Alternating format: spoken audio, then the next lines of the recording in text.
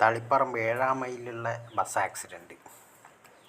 2 limited stop ബസ്സാണ്. ഒന്ന് കണ്ണൂരിൽ നിന്ന് പയ്യന്നൂരേക്ക് വരുന്നതും പിന്നെ പയ്യന്നൂരിൽ നിന്ന് കണ്ണൂരേക്ക് പോകുന്ന 2 ബസ്. കോഴിക്കോട് ബസ്സാണെന്ന് തോന്നുന്നു. കാരണം കോഴിക്കോട് ബസ് എന്ന് വെച്ചാൽ ഒന്നും റോഡും കാര്യങ്ങളും വാഹനങ്ങളൊന്നും നോക്കില്ല. അവരുടെ ടൈമിങ്ങിനനുസരിച്ച് പോകും. ഇത് മെയിനായിട്ട് ഈ ആക്സിഡൻറ്റ് വരുന്നതെന്ന് പറഞ്ഞാൽ ടൈമിങ് തന്നെയാണ്.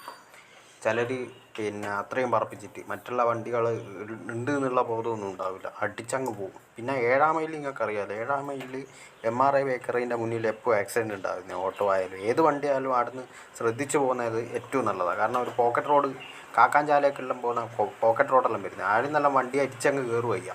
അപ്പോൾ ശ്രദ്ധിക്കേണ്ട കാര്യം എന്ന് പറഞ്ഞാൽ മറ്റുള്ള വണ്ടികൾ ഉണ്ട് എന്നുള്ളൊരു ബോധം വേണം. ഈ ടൈമിങ് ഇതൊന്നും പറഞ്ഞിട്ട് കാര്യമില്ല. പിന്നെ ബസ്സിലുള്ളത് പിന്നെ 10-60 ആൾക്കാരും അവരെ ജീവനും എല്ലാം ഇവർ നഷ്ടപരിഹാരവും കാര്യങ്ങളൊന്നും കൊടുക്കുകയൊന്നുമില്ല. അതുകൊണ്ട് ശ്രദ്ധിച്ച് ഓടിക്കുക.